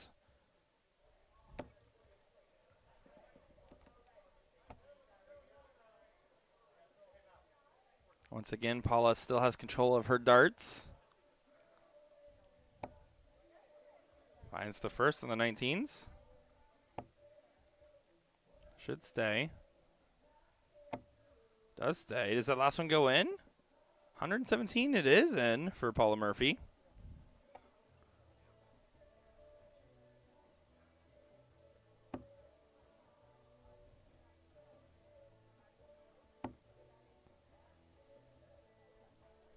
Paula Murphy will have, 6 darts at the finish at least.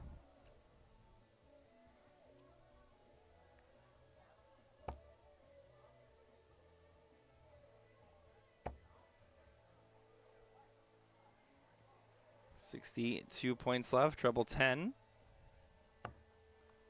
Does hit the single, 90 points on the score. Still a great shot there from Murphy. Taking advantage of her throw, trying to get to that 3-0 lead.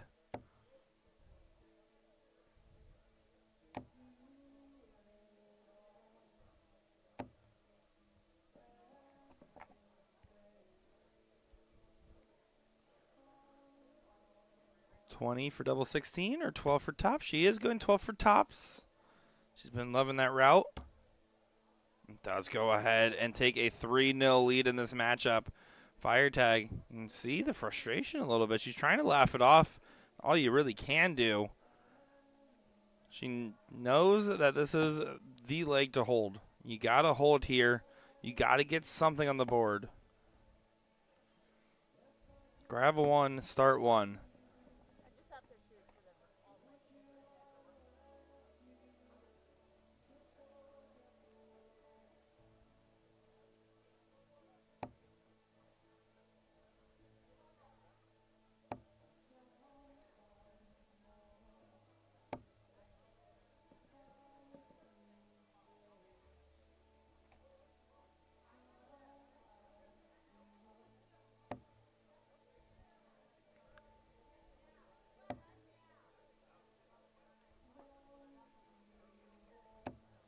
It's more like it from Fire Tag. Finds 95. See, that's Laura Dinch in the background, who had a good run today in this tournament. Finishing out just outside into the quarterfinals. Paula Murphy did best 4-0 over Tammy Dauber and a 4-0 win for Tracy Firetag over Asia Jalbert. So both going undefeated. So right now, if you're following that logic, Tracy's going to be in trouble as she's expecting a 5-0. Paula Murphy had a very tough group. Had a first round bye because of the number 1 seeding, then played Christine D'Angelo, which you can see on the shirt of Tracy Firetag. And then a 4-0 win over Victoria Madrid, but then had a tough opponent in Neilani Terrell, who did unfortunately not make it through. You look at the other side of the bracket. Tracy Firetag, number 2 seed, did have a bye. 3-0 over Kaylee Zerby, 4-3 over Liz Kemp in a close battle, and then a 4-0 over Kim Pantai, Paula Murphy's best friend.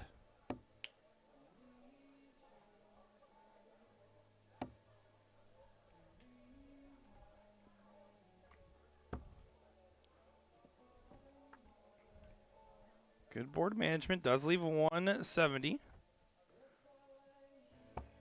Paula trying to find a meaningful treble to get into a break position.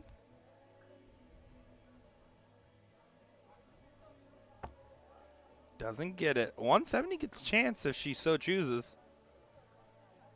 We've seen Ethan take a stab at it. Finds the first. Finds the second. Are you going to rip it? Oh, she does go for it. I love to see the swing. Polly giving her some nods. Looked on that shot. I was like, I wasn't sure if she was going to split or not. But she does go right at it. I love the confidence. I think you have to hit a confidence play and have a little bit of fun with it. The percentage every time says go 18 or 10 there.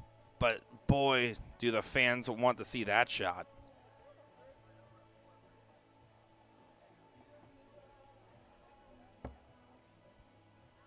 $39. 7 leaves 32. Fire tag well inside on that last. Not going to be happy with it as 144 gets an opportunity for Paula. 120 for 24 is my preferred direction here.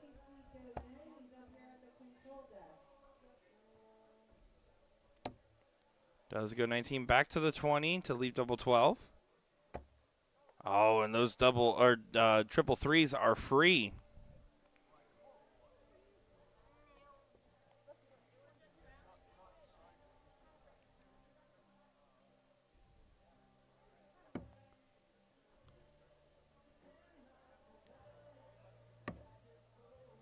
That has to be a blocker. She's going to move over to the right side of the Aki. to look for the angle. A must hit double. This has been double trouble for her on legs she's been winning. She's been controlling them the whole time. And once again, an opportunity now for Paula Murphy. 57-24.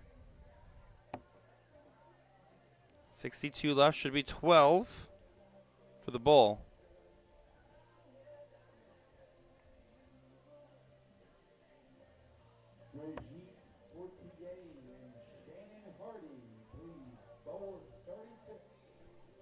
I'm not sure. I think she thought she was leaving herself the bull. I'm lost on that one. 18 hits, so 37 on the score. 34 remaining. That's a bust. Wait, no, not a bust. Bad math. Yeah, I'm not quite sure on what was going on with that shot selection. That broke my brain. I'm not going to lie. That broke my brain.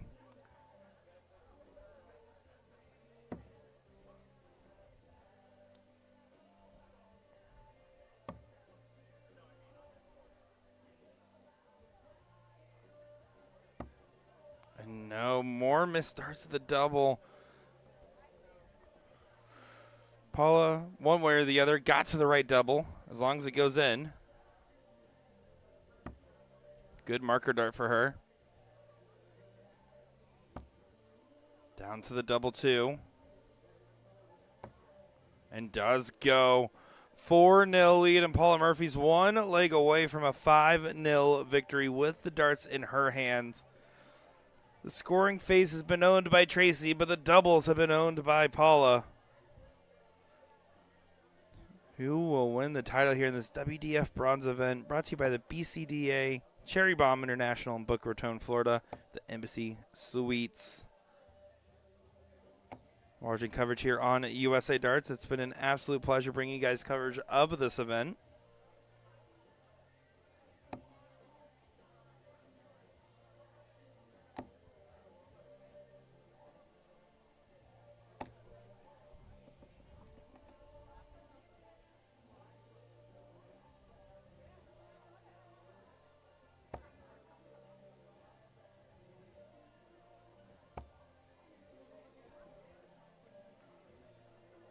Paula finds a treble on the last, puts pressure on. Tracy knows that she has the game in her, but it hasn't gone her way so far. You can see Nilani Terrell watching.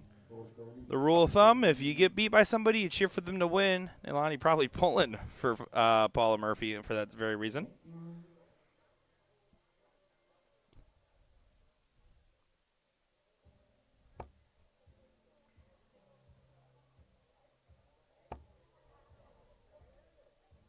Paula switching. Paula finding. Paula Murphy running away with it right now. Smooth is keeping it true to her name.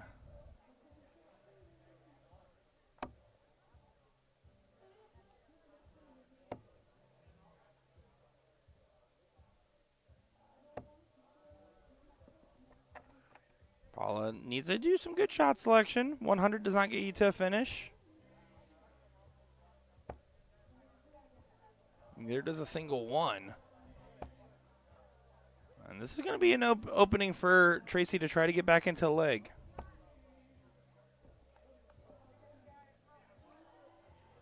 Something she has to take.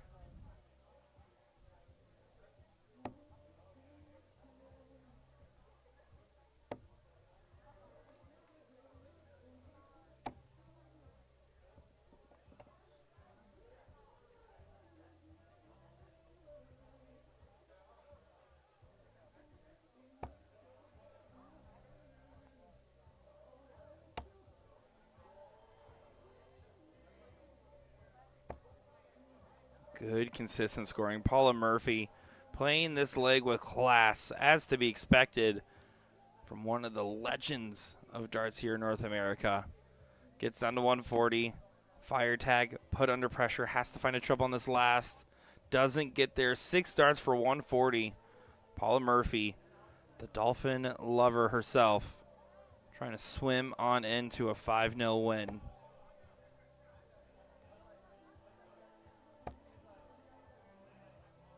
the head nod of disapproval.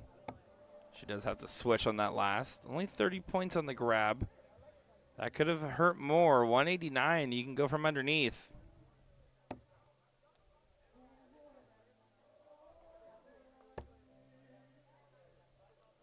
Tracy's been struggling on those switches. It's good board management. It's a good idea. Just not connecting. 110. Get a little bit of assistance on the shot. Not if you go that way. 107. You can still go 57, which is why it's a little bit more preferable than going the 20s route, though. 1 and 5 leave you nothing. 3 does leave you 57 for bull. 22 hits. That's 88 left. Treble 20. Or treble 16.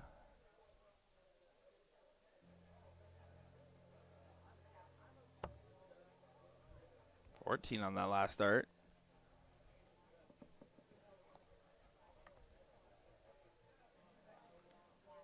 $136. Surprised she didn't go 76 for 40.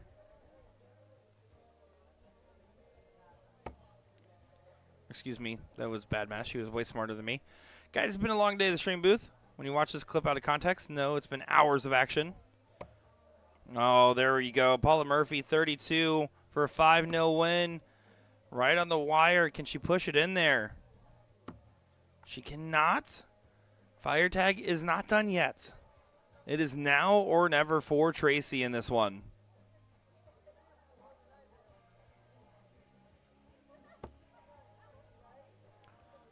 Double top. Goes high, clicks. Got to move over. That's a little bit of a blocker. Adjusts well, but just not well enough.